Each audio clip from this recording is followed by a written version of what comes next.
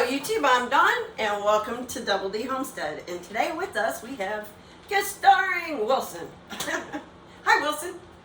Hi. How are you? Fairly well, but not quite all right. Alrighty. So what are we doing today? We are fermenting cabbage, and we're going to ferment some peppers. Alrighty. And we're going to use a American crock from China. And we're going to use a Chinese crock from Canada.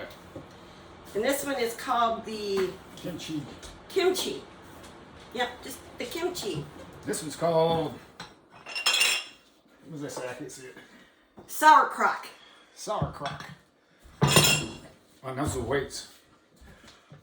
And this one, the little kimchi pot, here's your lid. And it's got a little gully down here. Reservoir. Moat. What is a moat? That this sits in.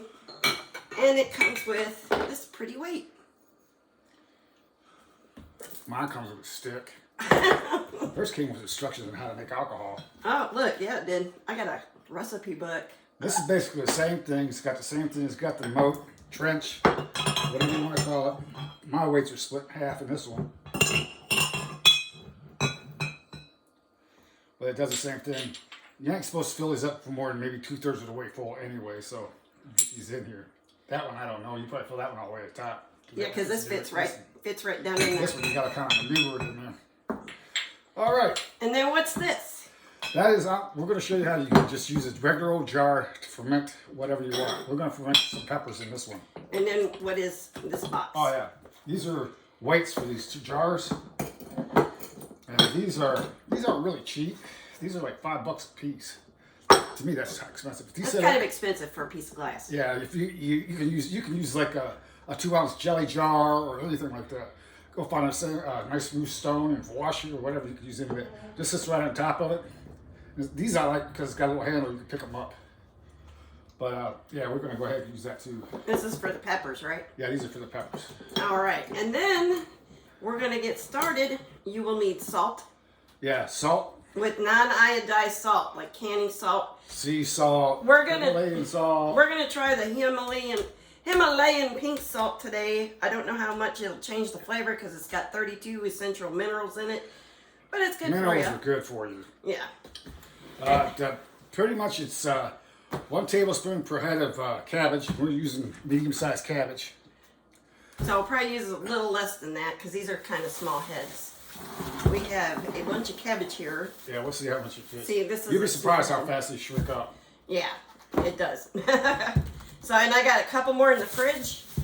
And our first step is going to be chopping all this up. Cleaning up the cabbage and chopping it all up. We're going to use this kind of peppers.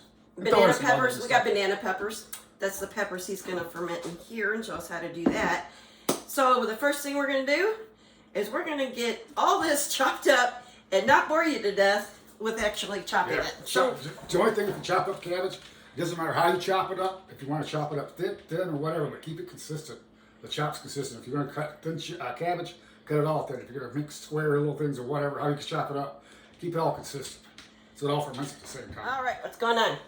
Half of my head's missing. Oh, well, because I'm 5 foot tall and this is for short people. That's close enough. All right, well, when we cut this up, keep it even as possible. And since we're using small heads, we're using about 1.5 heads per tablespoon of sea salt or Himalayan pink salt. And we're putting it in there. All right, I'm going to come in close. Let's just sprinkle it in there. It's the main ingredient. And you just get it in there everywhere. And make a mess. And make a mess. That's what we do best. And then you stir it, you squeeze it, take your aggression out. And if you got an ex you really just don't like right at the moment, you just get in there and just, oh yeah, baby, I love you. Just squeeze the life right out, the love right into it. Ripley. And then you just keep squeezing it, squeezing it. And, you know, if you don't feel that way about it, you can always just like, well, I guess I'm going to do my laundry with my hand. Just want to get in there, just rub that salt in. Just get it all good. Try not to get it all over the floor like we are. Good luck with that. And just get it in and keep squeezing it. As you see, it's starting to render juice. This is pretty much ready for right now. And we're going to do this to all the cabbage, and then we put it into a big bowl over here. Bring the big bowl over, bro. Yeah.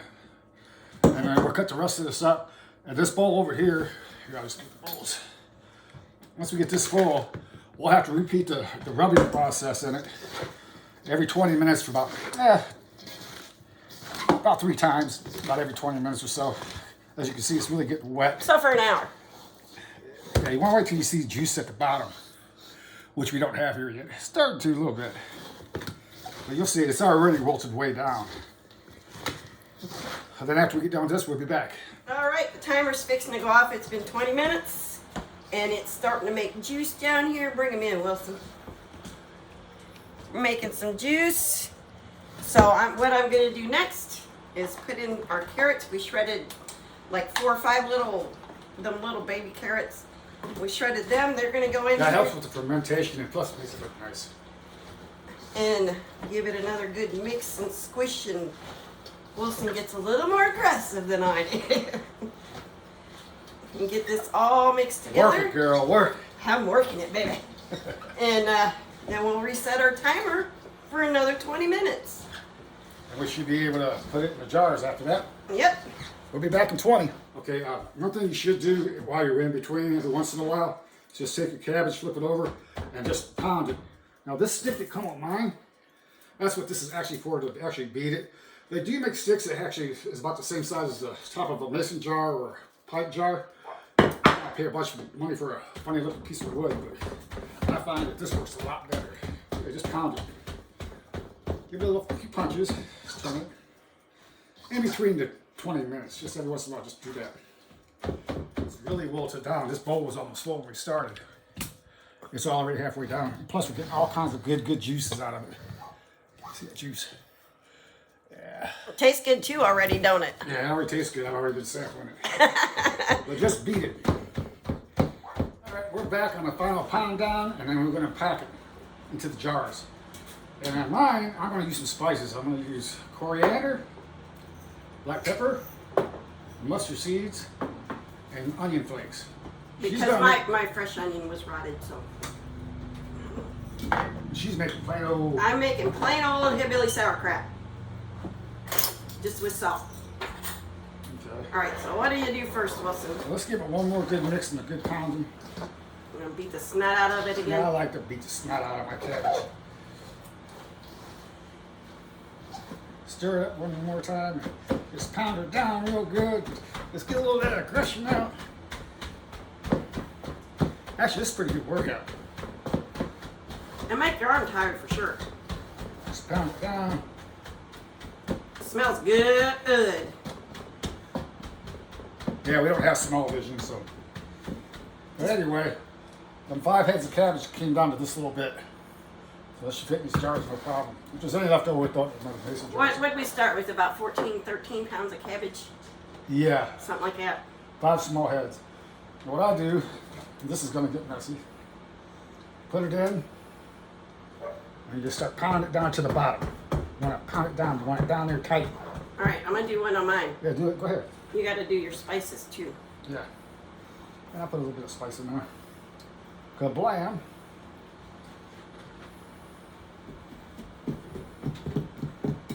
Put it in a handful, just keep pounding it down. That's what that stick I had was for doing this exact same thing here. But I find that this works a lot better. Just pound it down in there.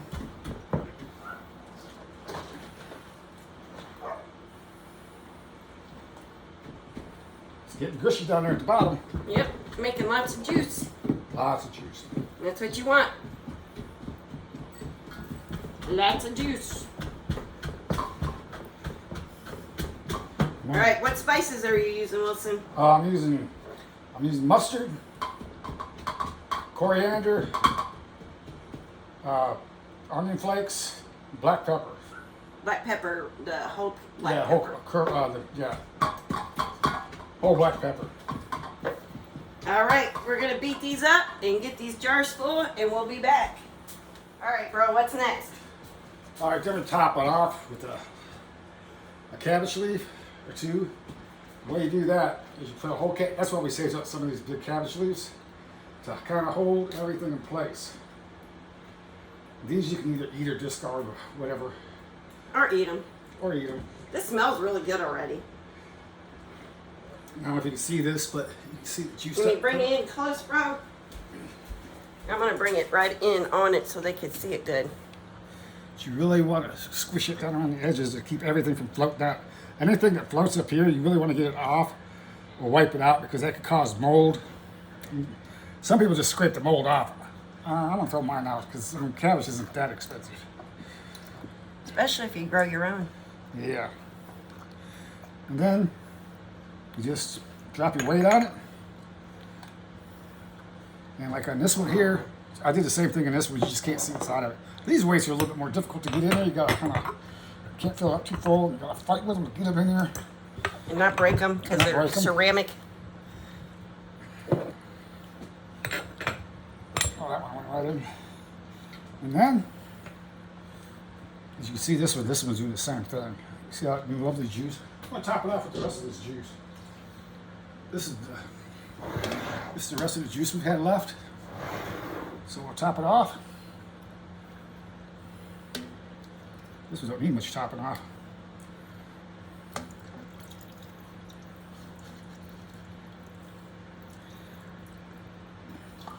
I'm gonna eat that. As you can see here, I don't know if you see that or not, but it's topped off. Ah! I tried, y'all.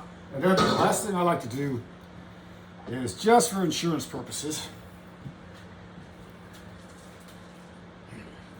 I take a bag with a little bit of the salt water and it helps to create a seal. You just put it over the top like that. For weight? But not just weight, it helps also seal from air. And you just spread it out across the top. It helps weight it down so everything stays under.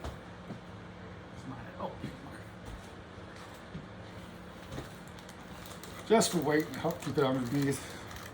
And you spread the plastic bag out a little bit. That's just for insurance purposes. At least that's what I do. And okay. Everybody has their own way. Then we put the tops on. This one looks like an ashtray upside down, don't it? But anyway, put your lids on.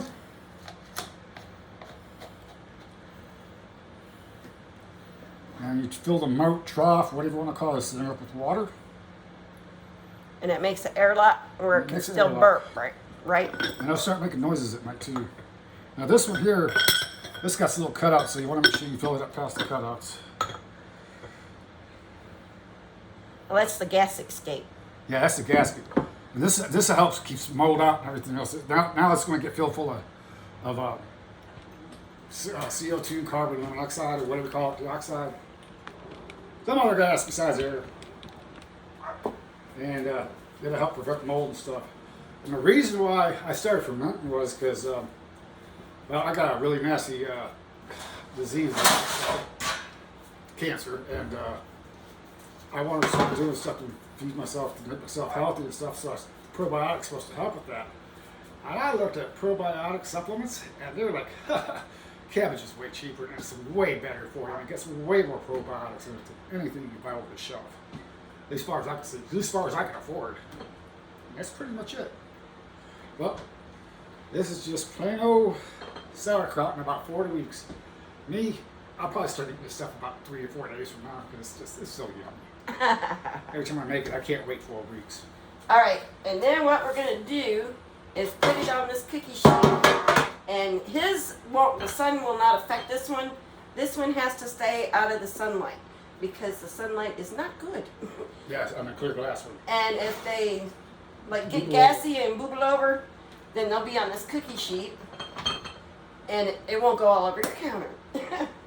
And then that's it, right? That's it. All right, y'all. We'll see you in about 4 weeks. We'll see you in about 4 weeks with the follow-up.